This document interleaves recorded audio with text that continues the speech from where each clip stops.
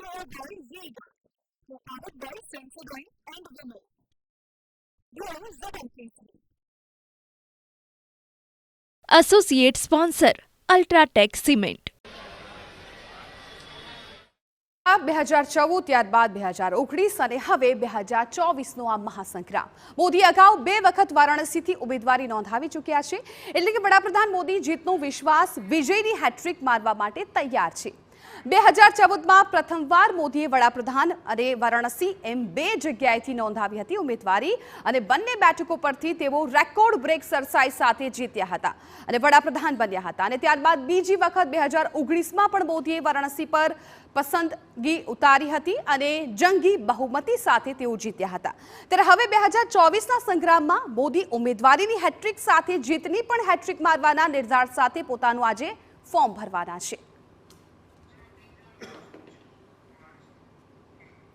અમારા સંવાદદાતા કિંજલ મિશ્રા વારાણસીથી અમારી સાથે જોડાઈ ગયા છે. કિંજલ, આજે બીજેપી માટે ઉત્સાહનો માહોલ છે. ગઈકાલે પણ વડાપ્રધાનની જે રીતે રેલી હતી, જે રીતે લોકો આરતી કરી રહ્યા હતા અને આજે વડાપ્રધાનનું નામાંકન ભરાવાનું છે, એ પહેલા વડાપ્રધાન કાલ ભૈરવના દર્શન કરવાના છે. અત્યારે તમે ક્યાં ઉપસ્થિત છો, ત્યાં કેવો માહોલ છે અને હવે આગળનો કાર્યક્રમની શરૂઆત કઈ રીતે થવાની છે?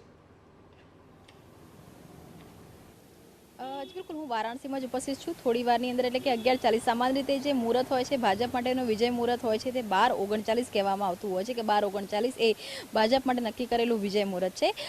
ગઈકાલથી જ્યારથી 11:40ના મુહૂર્તની વાત આવતી હતી ત્યારથી એક ગણગણાટ હતો એ વારાણસીમાં પણ શરૂ થઈ રહ્યો હતો કે શા માટે વડાપ્રધાન એ 11:40ના મુહૂર્તની અંદર ફોર્મ ભરી રહ્યા છે. ત્યારે ભાજપના જે નેતાઓ છે તેમનું માનવું હતું કે 11:40 એ સૌથી મહત્વનું મુહૂર્ત આજના દિવસનું છે. એની માટે આ જે ફોર્મ છે તે 11:40 ભરાઈ રહ્યું છે. જો આજની વાત કરવામાં આવે તો આજે એક બેઠક પણ છે. બેઠક પણ ફોર્મ ભર્યા બાદ વડાપ્રધાન છે તે લેવાના છે. આજે એકનાથ શિંદે હોય કે પુષ્કર ધામી હોય કે ભજનલાલ શર્મા હોય, દેવેન્દ્ર ફડણવીસ હોય કે પછી મોહન યાદવ હોય, સમ્રાટ ચૌધરી હોય, આ તમામ જે લોકો છે આ તમામ લોકોને આમંત્રણ આપવામાં આવ્યું છે. આ તમામ લોકો છે, આ તમામ જે નેતાઓ છે, એનડીએ અલાયન્સના પણ કેટલાક નેતાઓ છે તે પણ આજે અહીંયા આવવાના છે. અને તમામ જ્યારે ફોર્મ ભરાઈ જાય ત્યારબાદ એક જે બેઠક છે તે બેઠકનું આયોજન છે તે કરવામાં આવ્યું છે. રુદ્રાક્ષ સેન્ટર ખાતે ફોર્મ ભરાયા બાદ જે બેઠક છે તેનું આયોજન થશે.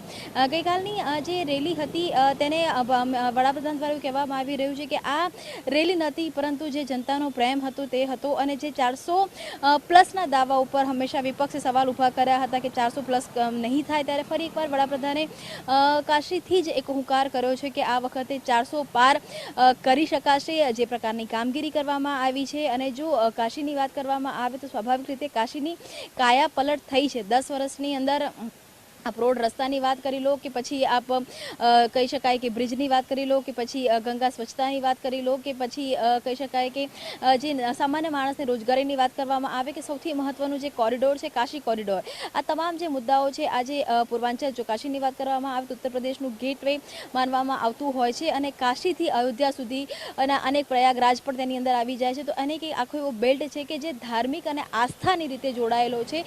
અને ભાજપનું એવું પૂરેપૂરું માનવું છે કે જ્યારે આ પૂર્વાંચલ, જ્યારે યુપીના અંદર પણ વેસ્ટર્ન યુપીથી લઈને પૂર્વાંચલ સુધીનો અલગ અલગ વિભાગ છે, અલગ અલગ ભાગમાં યુપી વહેંચાયેલું છે, જ્યારે પૂર્વાંચલમાં હંમેશા ભાજપની પકડ રહી છે. અને એ જ કારણ છે કે રોડ શો પણ થયો. રોડ શો બાદ હવે જે કાર્યક્રમો વડાપ્રધાનના યોજાઈ રહ્યા છે અથવા તો યોગી આદિત્યનાથના યુપીમાં યોજાઈ રહ્યા છે કાર્યક્રમ સભા, તેની અંદર આજે તમામ મુદ્દાઓ આગળ પણ આપણી પાસેથી અપડેટ્સ મેળવતા રહીશું.